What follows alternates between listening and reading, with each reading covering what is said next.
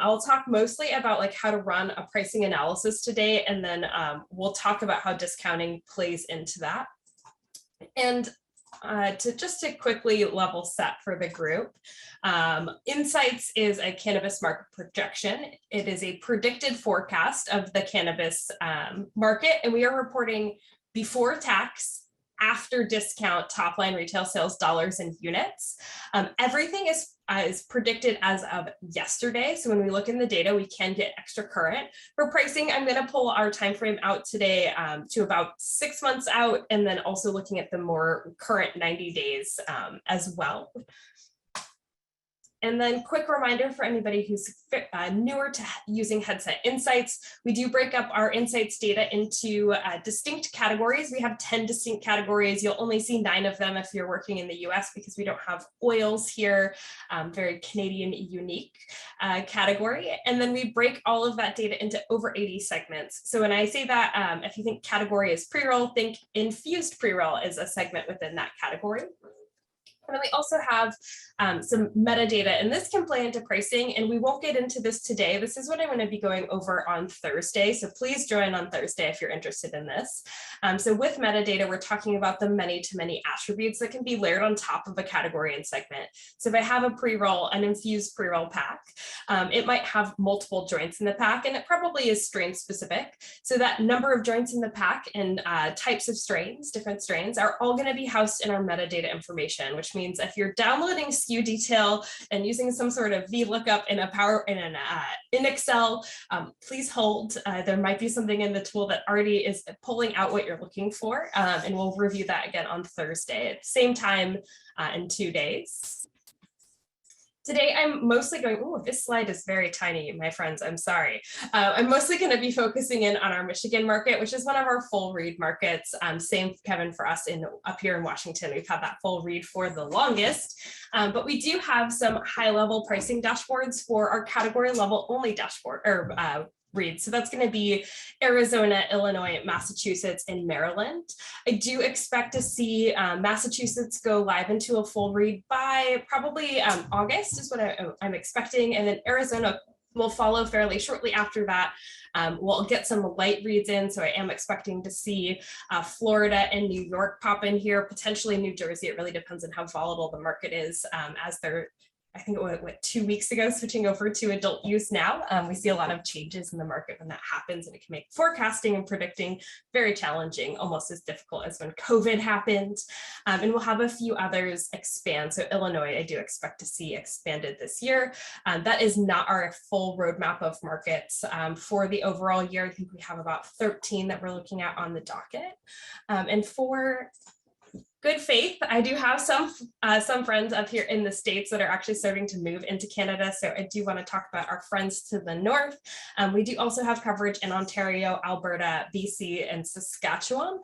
I will call out that if you're not familiar with the Canadian market, discounting is not leveraged in the same way in Canada that it is in the US. So it can be a very different conversation. So if you're watching the recording or you're on this call and you're interested in the Canadian markets, just know with federal legalization there, discounting is also heavily regulated, and it's not leveraged in the same way that it is in the US that we see at retail. Jumping into the tool, I've already preloaded several dashboards for us, but I will walk through on the side navigation menu so that you can follow along with me if you'd like. I'm starting at our category level dashboards. And so for Arizona, Illinois, Massachusetts, and Maryland, these are the dashboards you'll come for the data. But this is also where you can come up, and if you're subscribed to multiple markets, you can actually come in here and see all of those markets compared to each other. I do a lot of comparative analysis, especially with folks who are like looking to enter into new markets. And we can see here one of the things that we'll focus in on today. So the average discount in Michigan is 20.6%. We're looking in the last 6 complete months here. And at Washington, we're starting to ramp back up here in Washington. We're at about 18.9%. This was a little bit lower the last time I took a peek. I was in a different date range. It looks like Maryland is also heavily discounted. It's not a market that I've focused in on as much when I've talked about pricing, but still up there at the 18% mark. We can see that some of our other markets like California are hovering closer to 10, 10.5%. We'll say around this time last year, this was closer to 9.5%. So we are seeing a slight uptick in average discounting there. And this is across all categories. So this does differ by categories. And today I was thinking of diving specifically into flower, but if anyone has something they're really dying to look at, we can always try to shift course a little bit. Just know I haven't looked at the data, so we'll be kind of running blind. I'm going to stay in these category level dashboards, and we're going to come into the pricing and discounts by market. Sorry, by category. I remember what I loaded. So I'm in here in the third dashboard down in our category level details. And again, I'm keeping this high level so that I can just get a better feel for, okay, Michigan discounting is about 20.5%. Now I can start to see like, how is that trending over time and how is that impacting average item price over time? Please note that average item price is across all package sizes when we're looking at these category level dashboards. So if there's an introduction of say, 14-gram flower, or at the beginning of COVID, I know in California, they saw a huge increase in larger package sizes. So it looks like there's a huge uptick in average item price, but consumers are actually just purchasing more of the bigger packages. So we'll get into a little bit deeper diving into, say, pricing differences between 8s and a 7-gram package, but we'll just start you off here. So I am looking in the US. Oh, she's gonna load on me. I'm looking in Michigan, and I haven't filtered this down to any specific category because this dashboard really allows me to cross compare the categories very well. And I'm breaking this data down by month. When you're looking in these category level dashboards, the lowest date granularity that you can get to is month. And then in the sold date, again, we're looking at the last 6 complete months. If you did want to change these parameters for your own analysis, you can come in here and do that. Just make sure you press the little run button to get that rocking and rolling. So thinking about flower, that is our red line. I'll teach you all a little tool tip here. If I hold down the Alt key on my keyboard and I click on flower on the menu, I can now limit this to just flower. And I can do the same thing on average discounts over time here as well. So we can see that discounting in flower, even looking around what my friends in California lovingly call Croptober. We can see that price for flower was fairly low, but that might not be as much from discounting. I know there was a lot happening in Michigan. So there was if you aren't familiar with the Michigan market, there was a huge debacle with some lab testing. Folks had to go get all of their inhalable products, most of their products, retested, and then had to, from a retail perspective, when I was talking to people through this time, had to resupplement all of that inventory with other products. And then they ended up with an oversurplus of products in their retail stores when they got all of those products back into them from the labs. I'm thinking about some vertically integrated groups that I was talking to there. And it caused quite a high discount rate for them because they were now overstocked. So they were selling things off on like a BOGO, buy one, get one free, which is a discount that they wouldn't normally run in their stores. Getting a little bit more specific into, I might actually not dive into this dashboard. We're going to skip over the market overview, y'all. It's going to give you a pretty similar view to what we're looking at here. So I'll add this, again, pressing Alt and clicking on that menu item. I can go in and add all of that over time. Pretty interesting to see that concentrates actually saw their average discount dip in January. Sales remain fairly flat, pricing remained fairly flat during that time. Everybody just was like, hey, let's discount a little bit less in January. Dry January really impacting discounts potentially. And the reason I'm skipping over the market overview, this is in your overview section. This is one of your first dashboards in your premium level insights. I'd say the advantage here is that you can get down into more current months. So if I did want to get to data as current as yesterday, in these category level dashboards, I'm only going to be able to get to the last complete month, which is going to be the end of March. So you could come in here and look very high level at what is happening in Michigan over time. This will allow you to deep dive into any market regardless, any market you are subscribed to. And it is limited to your subscribed category. So let's say you're only subscribed to Washington flower. This market overview is only going to give you a market overview of the flower market in Washington. If you did want the whole market overview and want to take a peek at pricing, come back up into these category level dashboards so that you can see the complete market. We added those on last fall, and it's a nice advantage if you have a more limited subscription. Last thing we're going to look at high level is our category details. And the reason that I'm doing this is our VP of analytics taught me, she was like, you don't want to do analysis in a vacuum. You might have assumptions about your market, or for me, I might not exist in the Michigan market. I've never bought cannabis there, never even walked into like a retail store. I don't know if I've ever visited. So that's on my bucket list, is to get to Michigan at some point, hopefully in the summertime, to be able to check out the market. Wendy, any advice? My profile in Buchanan. Come visit. See, I get to go visit Wendy now. I'll save you some samples too. Yay. Our VP of analytics is actually from Michigan, so she has a very different like walkthrough of this market because she's very familiar with it. Oh, interesting. Okay. But I don't, right? I've never been into this market. So like if you haven't been in the market and you're looking to get into it, we'll have the same perspective. And we start high level so that we have like the top of the funnel, right? I want to start at the overall market and then get into a category and then do some pricing analysis, potentially around individual package sizes and maybe some specific brands. I just don't want to make any assumptions at the micro level that is actually being driven by the macro level. So we can see here that our sales started to uptick in March, a big jump in average item price across the total market. So that could be driven by package sizes, maybe some new products that were introduced into the market. But I want to be aware of these things, right? The average item price increased starting really in November across the whole Michigan market and into December, and then has started to slowly decrease. Let's see if it actually made it back to its April of last year timeframe. A little bit below April of last year. So this is that place to come and get some context. I'm now going to dive into our category details, and I'm talking about flower because it's really been a pretty hot topic as I've been talking to more people in Michigan, what's happening in flower pricing. It's also a very big topic in California, what's happening in flower pricing as we're starting to see an oversupply of flower in that market. One thing I'll call out here is I'm keeping my date granularity to the last 6 complete months. I'm looking at it week over week, so some of these visualizations can get a little busy. I might want to pull this out over 6 months and look at like month over month. And I'll also call out, because I'm looking at the last complete months instead of like 6 months, that this last week of March, it's dated 3/28, most of this weekend actually fell into April. So these sales look really short compared to prior weeks, but that's just because of my date range that I've set. I'm really only looking at 3 days worth of data that contribute to March, and the rest of those would fall into the April timeframe.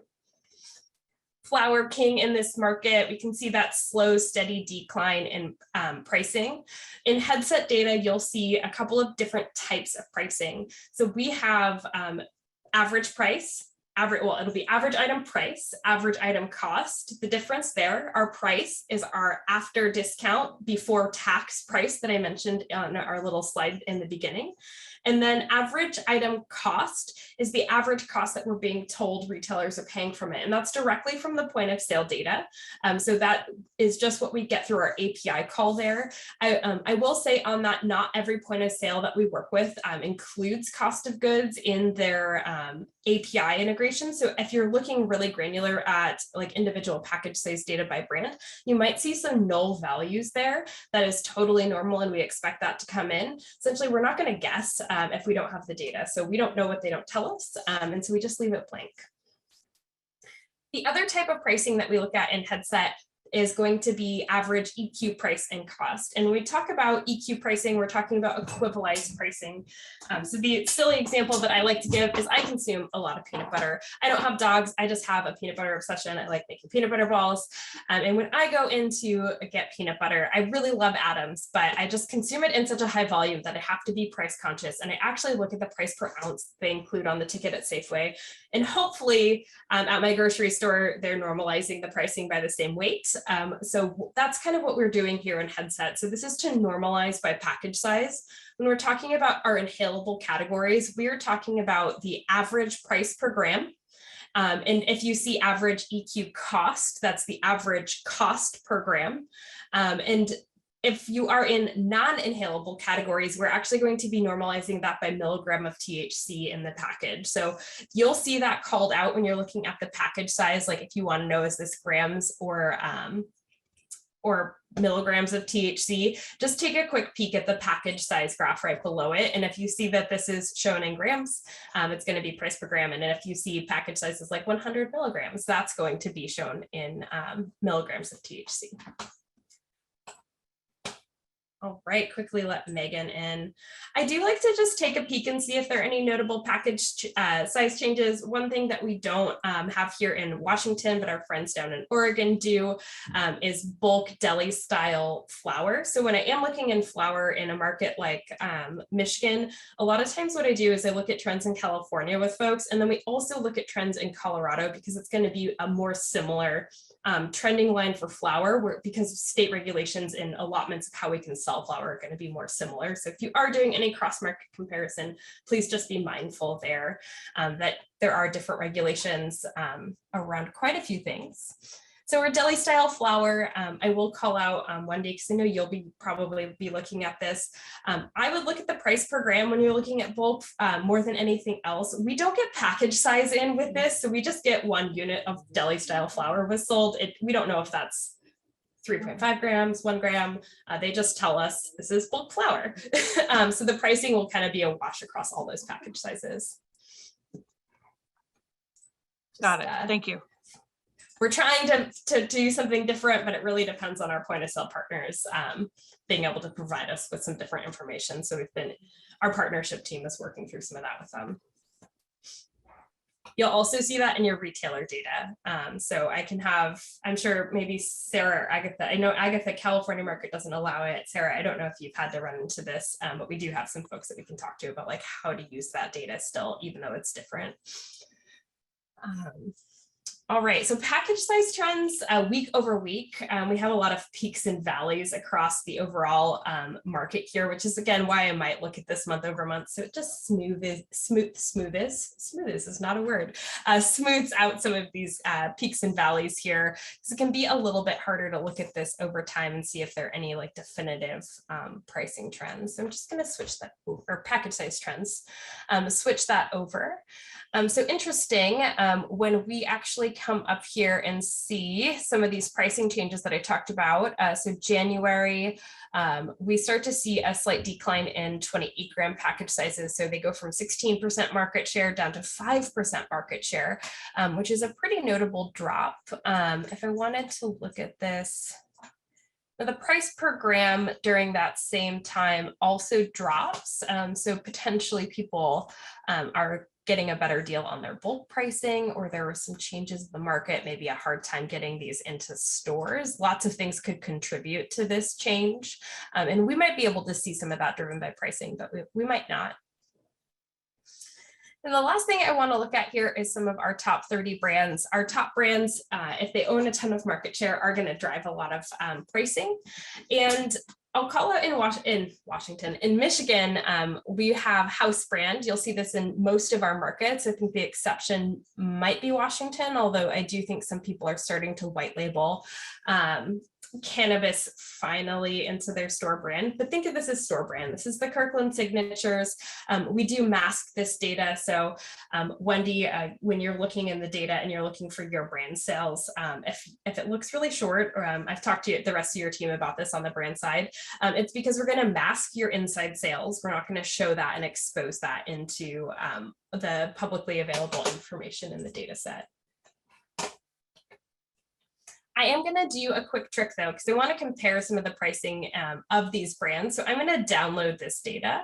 I did this by hovering over the upper right-hand corner. You'll see tile actions and 3 dots pop up. You can click on download data. I don't need the advanced options here, but if I was doing a really large export, say from one of our exporting dashboards down here in the data export section, you will want to click on all results to ensure a complete download. I'm pulling the top 30 brands. This is only 30 line items. So I'm going to pull this data out. And the reason I'm doing that is because somebody that I work with taught me a really great cheater's way of being able to copy and paste those into a filter.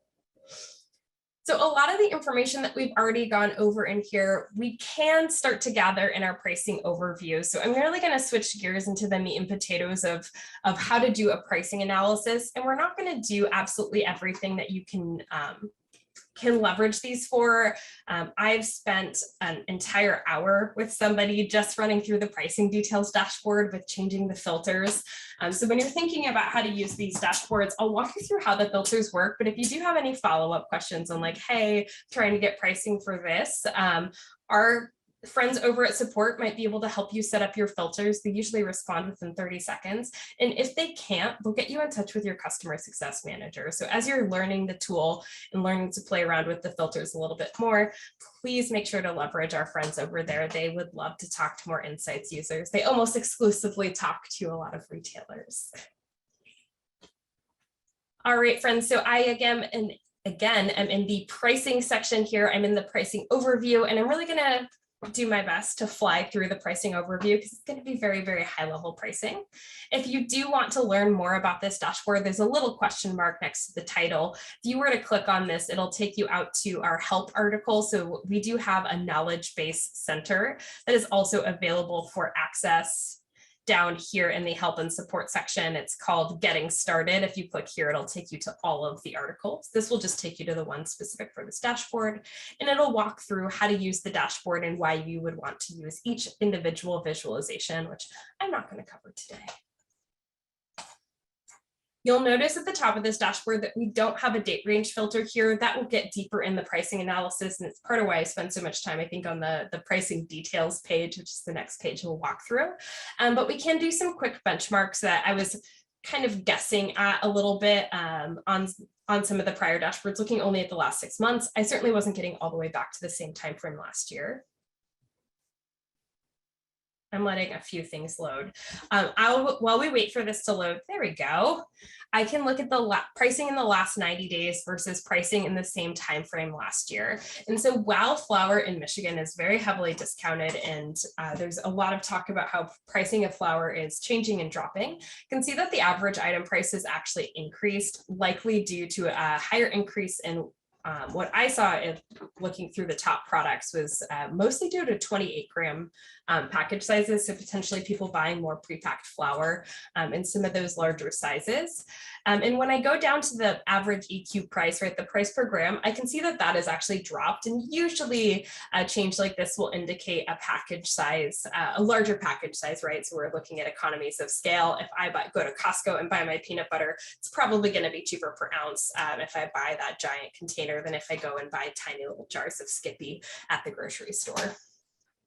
This one's probably actually real market changes.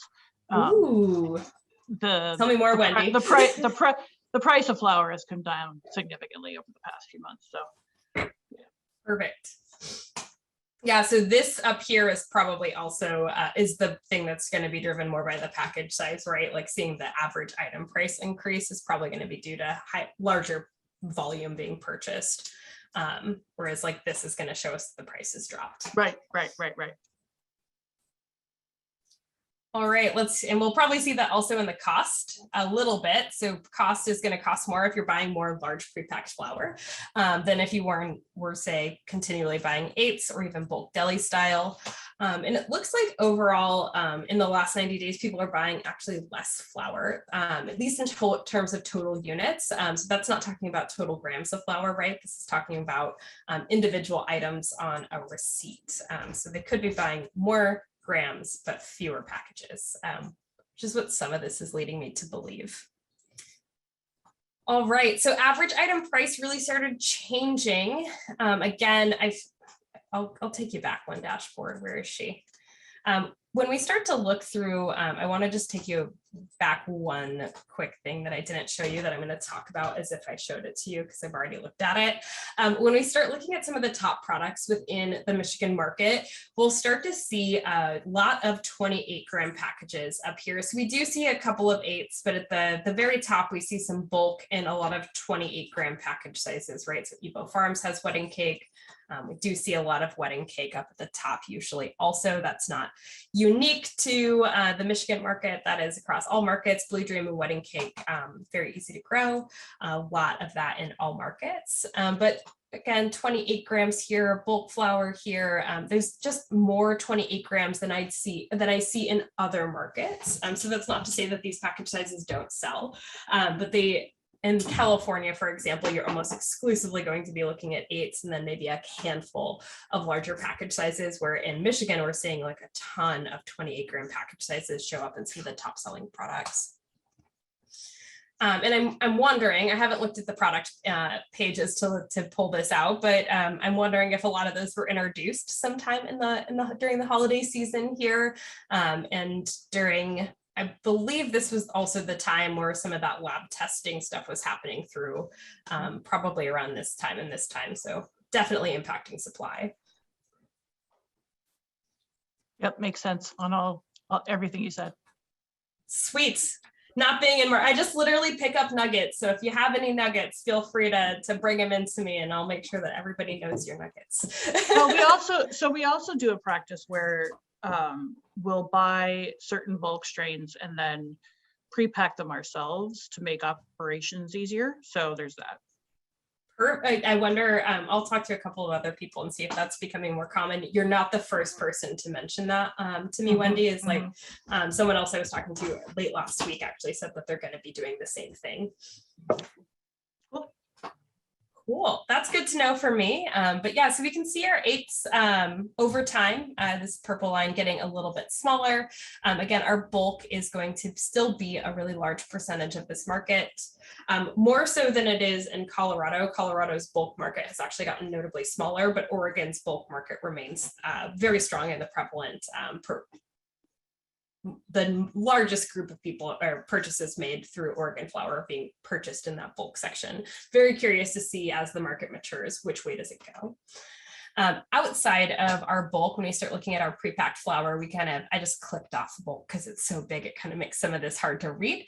We can see our 1 grams are going down, our 3.5 grams definitely had some ups and downs. So looking in May of 2020, I imagine people are picking up curbside, so bulk's probably a little bit harder here.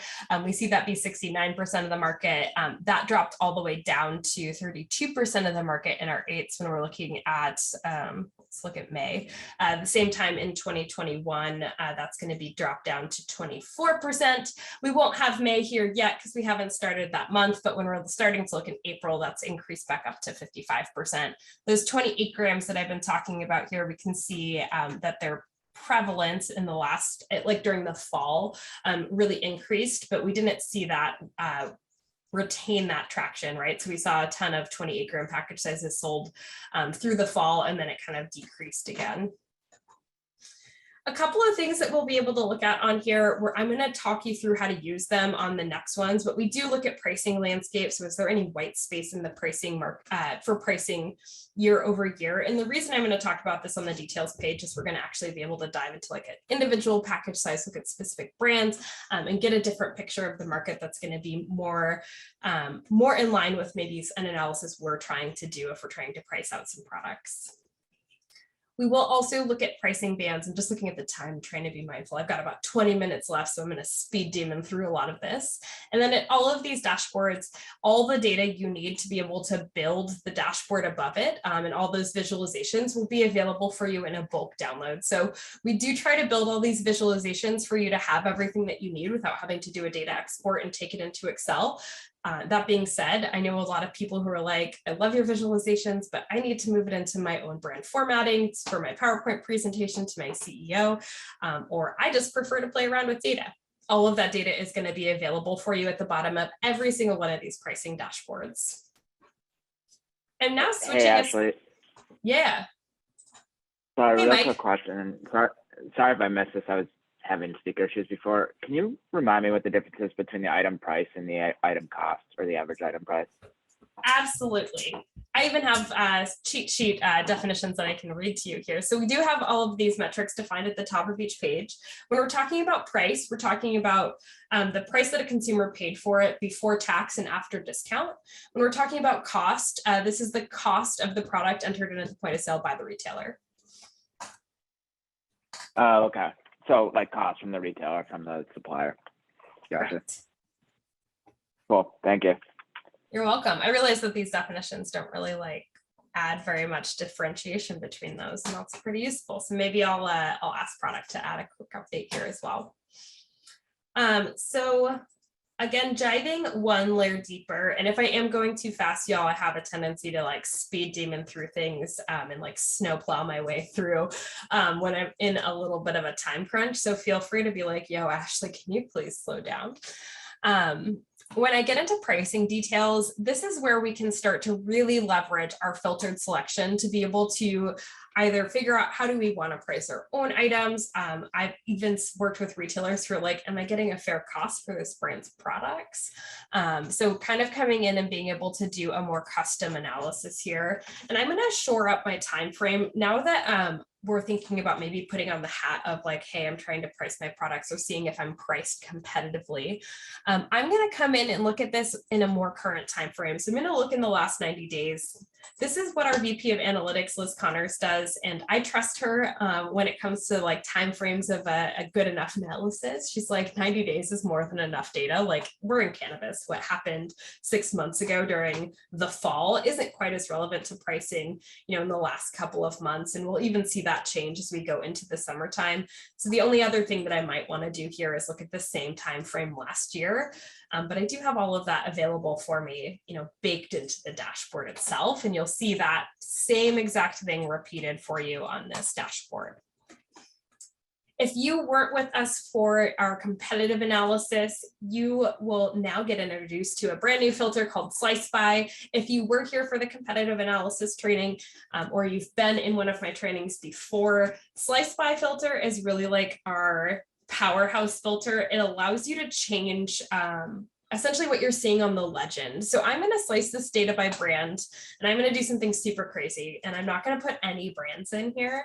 And I'm just going to dive into some of these 28 gram package sizes. And it's going to make me select from the drop down. All of these filters are case specific. So if you've ever used Salesforce or Looker or Power BI, they do have, like if you're pinging a database, you're going to have to ping the exact phrase as it's listed. So we do recommend not doing what I did and just typing in 28 and hoping that it pulls up for you, but really leveraging that filter drop down here for you. Whew, she's expensive. 28 grams flour in Michigan, looking like it'll cost you about $105.50 this year, down about $1, almost exactly $1.25 from last year. When we're starting to look at the individual price per gram, not that different, because again, our pricing's only dropped about $1.25, dropped notably less than some of our other categories, or sorry, other package sizes in this space. The cost is actually up. So that's interesting. So maybe I'm looking at some discounting driving some of this. We can take a peek at margins a little bit here and see if there's any retailer discounting here that's driving down the cost or the price to the consumer, even though they're paying a little bit more for it. And overall package size is down. So Wendy, as y'all are pre-packing some of that flour, I would definitely take a peek at like what units are trending. I imagine 8s are looking a little bit bigger based on what we saw in the last visualization. But you can come in here and start to do some of these pricing, looking at the total units, and the next dashboard will almost exclusively look at unit volume. Gotcha.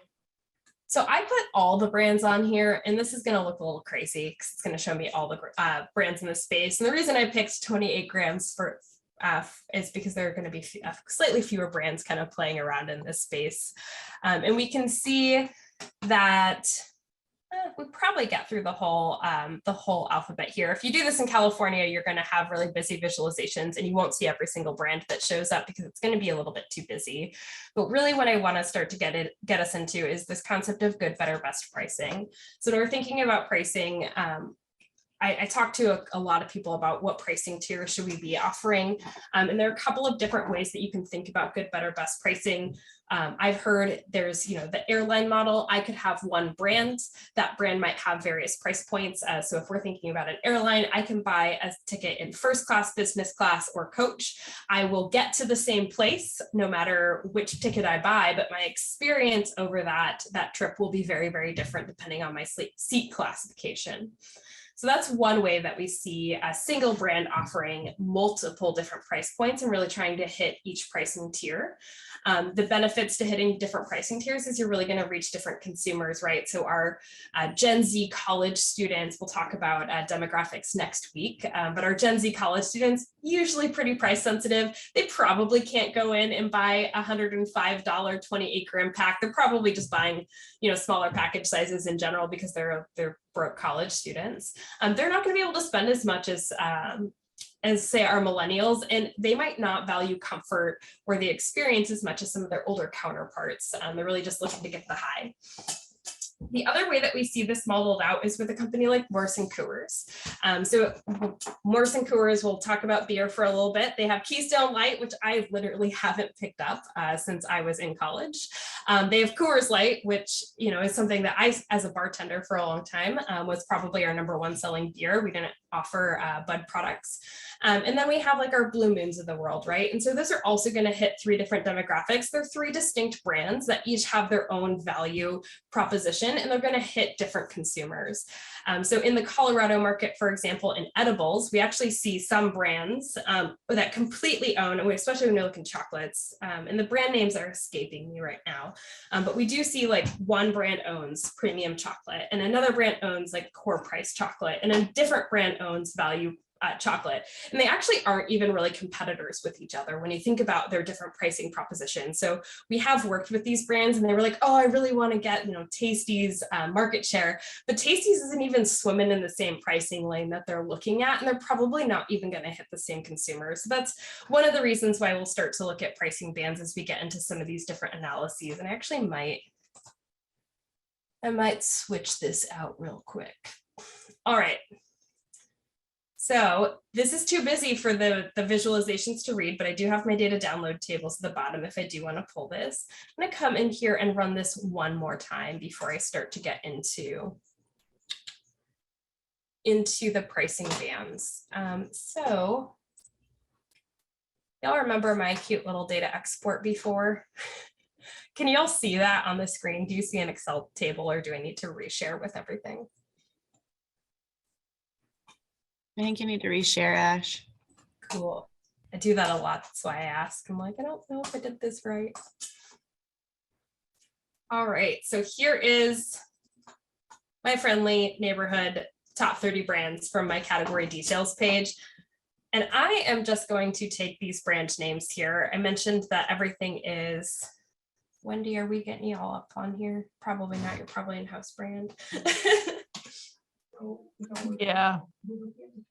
All baked in house brand. So for you, make sure to pay attention to your house brand group here. And so what I'm doing is if I was to go find all of these brands, it would take me quite a bit of time to go in and pick individual brands in this category.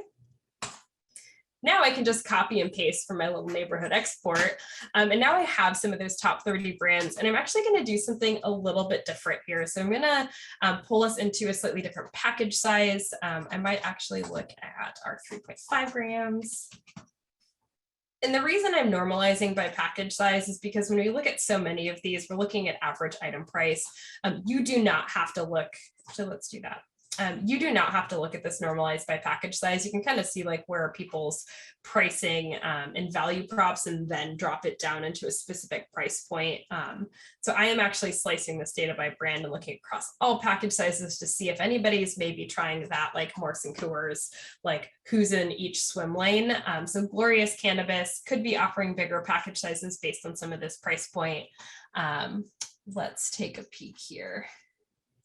when we get into that EQ price, we don't really have to worry about our package sizes. So who is this? You Baked. Oh my gosh, erratic pricing by Graham. I don't know if this is driven by erratic discounting at the retailer, but we are seeing their pricing being pretty volatile. I'm actually going to take them off just so that I can see what's going on in the rest of these brands when we're looking at price per gram. So Common Citizen, great group of smart, intelligent folks there. They've got some data analysts from Nielsen. Wendy, definitely keep an eye out for them. We can see that they had a really large uptick in their price per gram around Valentine's Day. Really weird time to see really high priced flowers. So this could be that they had like a fairly low supply in the market, or had a limitation down to an individual package size. Maybe they didn't have anything available for bulk. Yeah, but they pricing- were affected quite a bit by the Veritas situation in November. Yes, So they didn't come back online really until recently. that makes a lot of sense. So Yeah. when we know it helps to be in market, because for me looking at this, I'm like, what the heck happened? And I didn't actually think all the way back to November when that happened. So yeah, low supply ended up driving up their average item price. And it looks like as lab testing and everything with Veritas got a little bit calmer, their pricing got calmer. Really what I want to kind of come in here for a retail friend on the call, or anyone thinking about how am I positioning my products to retailer, can start to look at individual brands gross margin here, or I'm just going to call it margin. And it looks like Rare Systems has a 50% margin, which is pretty common. You Baked, a lot of that erratic pricing that I just clicked off, looking at this margin, I'm going to make a very bold assumption without looking at any of our discounting details and say that they could be heavily discounted at retailer, just because their margin's so low there. Retailers only making about 37% on these products. Pleasantries also has a very low margin at 29%. House brand, so that white labeled flower sold within your own stores, Wendy, that for the most part hopefully is driving you a 46% margin. In a lot of markets we actually see this being a lot higher, so we would see it more comparable to a Rare Systems, like 50% or more. So again, discounting likely impacting people's margins here. Just for sake of time, because I know we have 9 minutes left, I'm going to skip over some of the fun things that we can do on this dashboard, because we really want to empower you to be able to set up your own price band dashboards. So when we're talking about price bands, this dashboard is the third dashboard in our pricing section. And this is where you can start to look at good, better, best pricing across the market. So let me go back real quick. Where is she? Oh, I closed it. I bet it's that one. Just going to come into our pricing overview real quick. Let's take a peek just based on most recent months. We're going to take a peek at our prepackaged eighths. And then for those, I'm just making sure that I'm pulling relevant pricing. Shake and trim, always so cheap. All right, so I'm going to go back to my pricing dashboards. And what I'm doing here is I'm building a histogram of unit volume sold in distinct pricing buckets. So I'm going to start this a little bit lower than most folks would expect. I'm going to start at $15. Average item price for an eighth right now is around $25 to $28. And I'm going to look at this in $2 buckets. And then let's go, I always go bigger here. And I'm going to go bold, and I'm going to slice all this data by brand again. And I'm not going to actually, let's fill out segments. I'm going to limit our segments within flower to really get a specific into like just our indica sativa hybrid, excluding shake and trim. That can really skew some of this, right? Shake and trim is about $10 cheaper than an eighth of any other type of flower. And also our small buds can be priced differently. So I'm not going to click in our popcorn on here as well. And this will let me get into a more relevant histogram of unit volume for the bulk of the market. If you are going in and selling small buds, I highly recommend looking at this with just our popcorn selected on, so that you're really getting an idea of I set up a really bad histogram, y'all. I'm so sorry. Oh, that's what I thought.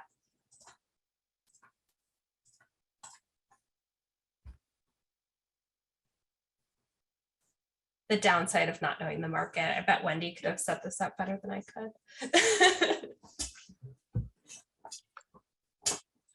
I'm trying to understand the data first. Yeah, that's why I like to set it up. It's still loading, so this is going to change on us really abruptly. But what we're looking at here is a histogram of unit volume. So how much was sold within each pricing bucket. So when I select my price band starting place, I'm selecting what bucket I'm starting at. So $15. And then our bin width is going to be 15 to 20, right? So this is how wide of a price band are we looking at? Kevin, for you, I've worked with people in the Washington market, literally looking at 25-cent increments to figure out like, how do we price our product without losing on it, right? Like knowing that we can potentially lower our costs, like 5 cents, what unit volume do we have to then pick up to drive that additional like price decrease to make sure we're making the same revenue. And conversely, I've worked with a lot of people who are underpriced in Washington and were able to increase their price 25 cents and be able to see more revenue from that. So we're looking at how wide are these price buckets. So when I was talking about good, better, best pricing, I don't really have a good example on the screen for us here. Let me think about this real quick. You could do it probably with edibles. I think it would be very obvious. Yeah, I think pricing just has too long of a tail in Michigan right now. It's pretty wide. Yeah, yeah. Edibles has some pretty clear, distinct cutoffs between. Wendy, what's your average? It's mostly, there's not a lot of good. There's a lot of better. I'm sorry. There's a lot of good and best, not a lot of better. That makes sense. Yeah, I've even, I know in like when we're looking at someone like Colorado, we see like very distinct, I'm just taking a wild crack at this. We need to take out our segments. If you're ever rerunning your analysis, that's going to get really kooky. We could come in here and like limit this to say gummies. Yeah, if you just did gummies, you'd be good to go. Oops, I went into brand. My filters moved on me. They can do that. And I'm going to leave all of this blank. Let's just look at 100 milligram. So I'm just looking at those big packages since that's usually driving the bulk unit volume across every market. It looks like, is that Megan from Texas Originals? Megan has the fun task of, there's a couple of Megans I'm working with. If it's the Megan from Texas Originals, the fun thing that they get to deal with is no limit on amount of THC in their edibles because, you know, everything's bigger in Texas. Yeah, Wow. they have a wild market for sure.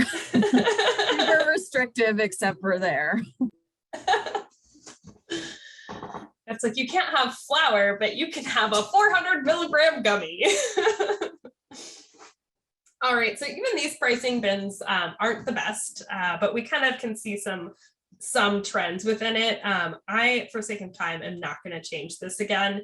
I'll just quickly walk you through what we set up here. So what I'm looking at when I look at these numbers, when it says 8,054,785, that is total units sold in the, because I'm looking at the teal bar, the last 30 days that cost under $10. And then as we get into these higher buckets, we're going to be looking at based on our starting place and how big of a bucket we've created. So we've created $5 price buckets, and how many times we're counting up. It was actually like, actually, this is ridiculous. We're not even going to count that high up because it doesn't go there. That will be how many buckets you have across your visualization. So let's look at the Michigan gummy market last year. We can see the bulk of unit volume being sold between $10 to $15, but we do have, you know, from here, pretty clear buckets. Bye, Wendy. Some pretty clear buckets. The one thing, Wendy, before you jump, that you'll probably care about is you can click into this individual bar and actually pull up the products that are being sold within that price bucket. So we can see that most of those are the Wana gummies within that price point. Most people want that data. You're welcome. I should actually probably let all of y'all go for sake of time. We have about 2 minutes left. Is everyone clear on like how to build the histogram itself? And do y'all have any questions? Threw a lot of pricing data at y'all.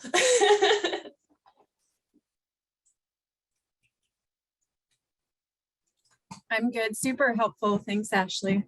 You're welcome. Thanks for joining, Megan. Sorry Yes. we didn't get to say hi at the very beginning. It's okay. I joined late, but I hope you have a good day, everyone. You too. Thanks, Ashley. You're Thank you very welcome. much, Ashley. Thanks, Ash. Kevin, definitely look at this pricing bands dashboard. If you have any questions on it, like you, me, and Claire could meet up separately. And I feel like in Washington, we're just looking at like a more mature market where we are looking at those 25-cent buckets and like how to price your product. So your competitors in Washington are looking at that dashboard like at very tiny increments to make incremental price changes. So I'll toss that out there for you and your team because I know you're playing around a lot more here than other places. So let us know. Be very cognizant of what we charge and how much of a decrease or increase we can take without losing market share. Yep. I know it's 10. I'm gonna stop the recording real quick. It's gonna be a really fun end to the video.